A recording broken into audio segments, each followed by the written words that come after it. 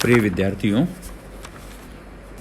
Haloform अभिक्रिया के प्रथम पद में अपचयन होता है और इससे 2-प्रोपेनॉल की जब सोडियम ऑक्सीक्लोराइड के साथ अभिक्रिया में 2-प्रोपेनॉन यानी एसीटोन बना, उसी अभिक्रिया में ये द्वितीय पद में क्लोरीनीकरण होता है, यानी एसीटोन की अभिक्रिया 3 अणु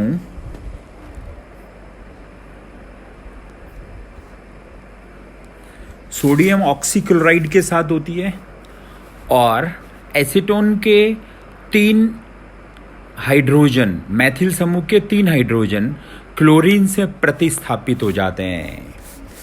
तृतीय पद में कार्बन कार्बन बंध का विदलन होता है, अर्थात ये जो CCl3 COCH3 बना, इसमें CCl3 और CO के बीच के बंध का विदलन हुआ और इससे CH3 COOH और CCl3- बना और इससे CHCl3 यानी क्लोरोफॉर्म और एसिटेटाइन बने।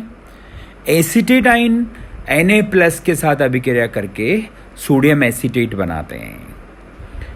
अब इन एल्कोहलों की अभिक्रिया के बाद प्राथमिक और द्वितीयक और तृतीयक एल्कोहलों में विभेद कैसे करते हैं?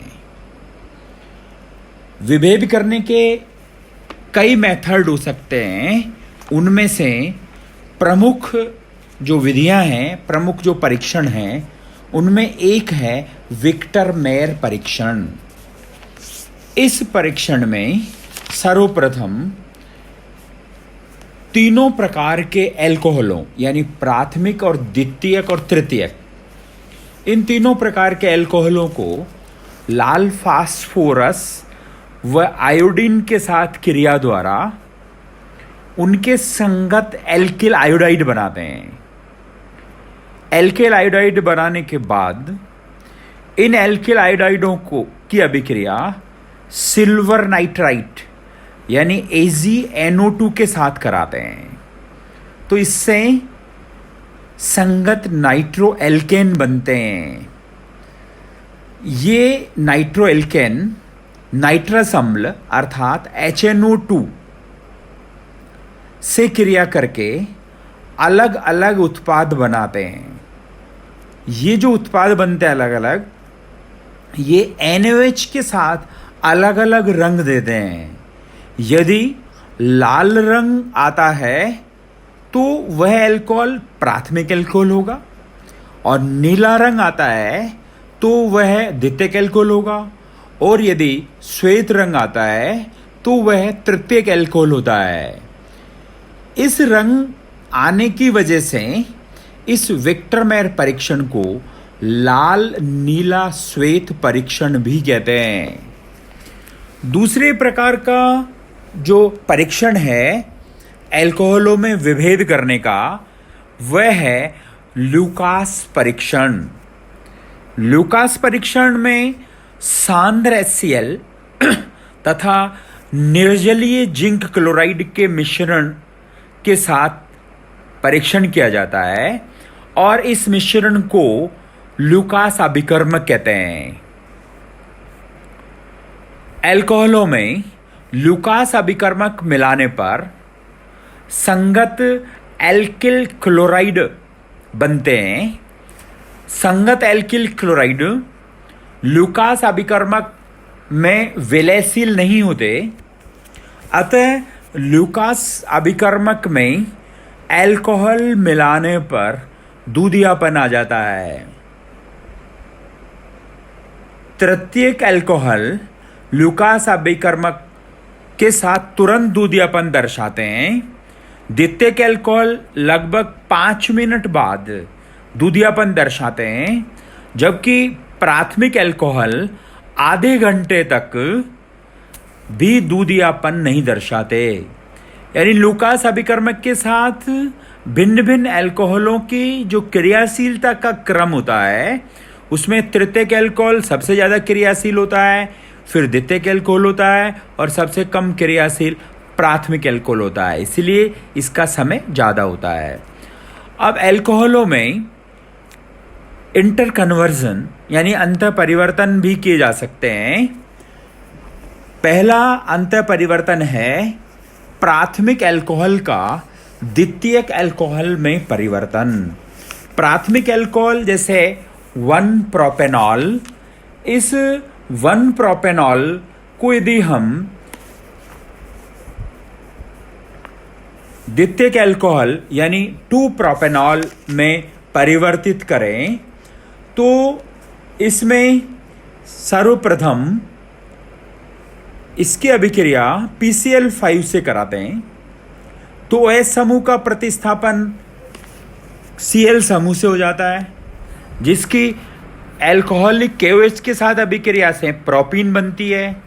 प्रोपीन का HI के साथ अभिक्रिया कराने पर 2-आयोडोप्रोपेन बनता है और 2-आयोडोप्रोपेन की अभिक्रिया जलीय AgOH के साथ कराएं तो 2-प्रोपेनॉल बन जाता है। PCl5 और अल्कोहलिक KOH के साथ अभिक्रिया के क्रम में जो प्रोपीन बनी, हम 1-प्रोपेनॉल से सीधे निर्जलीकरण सांद्र H2SO4 से अभिक्रिया करा के भी प्राप्त कर सकते हैं और इससे भी हम प्रोपीन बना के और फिर HI और जलीय AgOH की क्रिया से 2-प्रोपेनॉल बना सकते हैं। प्राथमिक अल्कोहल का तृतीयक अल्कोहल में परिवर्तन।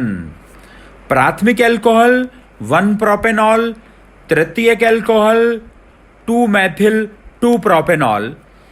इस परिवर्तन को करने के लिए प्राथमिक अल्कोहल यानी 1-प्रोपेनॉल का निर्जलीकरण कराकर सांद्र H2SO4 के साथ पहले 1-प्रोपीन बनाते हैं, फिर HI के साथ क्रिया करा के 2-आयोडोप्रोपेन बनाते हैं, जलीय KOH के साथ अभिक्रिया में 2-प्रोपेनॉल बनाते हैं, उसका ऑक्सीकरण कराते हैं तो प्रोपेनॉन बनता है और प्रोपेनॉन की क्रिया मेथिल मैग्नीशियम ब्रोमाइड और जल अपघटन कराएं तो इससे तृतीयक अल्कोहल यानी 2-मेथिल 2-प्रोपेनॉल बन जाता है। इसी तरह से तीसरा जो इंटर कन्वर्जन अंतर परिवर्तन है वह है द्वितीयक अल्कोहल का तृतीयक अल्कोहल में परिवर्तन। 2-प्रोपेनॉल ऑक्सीकरण कराएं और ऑक्सीकरण से प्रोपेनॉन बनता है और प्रोपेनॉन की अभिक्रिया घिरनार अभिकर्मक से कराने के बाद इसका जल अपघटन करा दें अम्ल की उपस्थिति में तो तृतीयक अल्कोहल 2-मेथिल 2-प्रोपेनॉल बन जाता है। एक निम्नतर अल्कोहल का उच्चतर अल्कोहल में परिवर्तन किया जा सकता है। ROH HI के साथ अभिक्रिया करा दें यानी ROH एक निम्नतर अल्कोहल हो गया और RCH2OH एक उच्चतर अल्कोहल हो गया। तो ROH की HI के साथ अभिक्रिया से एल्किल आयोडाइड बना, पोटेशियम साइनाइड की अभिक्रिया से एल्किल साइनाइड बनता है और फिर जल अपघटन कराएं तो एल्केनोइक अम्ल RCOOH बनता है, जिसका लिथियम एल्युमिनियम हाइड्राइड से अपचयन करा दें तो RCH2OH यानी उच्चतर अल्कोहल बन जाता है। इसका विपरीत यानी उच्चतर अल्कोहल का निम्नतर अल्कोहल में परिवर्तन भी किया जा सकता है। RCH2OH उच्चतर अल्कोहल, ROH निम्नतर अल्कोहल। RCH2OH का ऑक्सीकरण RCHO में कराते हैं, फिर उसका ऑक्सीकरण एल्केनोइक अम्ल RCOOH में कराते हैं। क्षार के साथ अभिक्रिया से इसका लवण बनता है और लवण का सोडा लाइम के साथ अभिक्रिया कराएं तो एल्केन बनती है।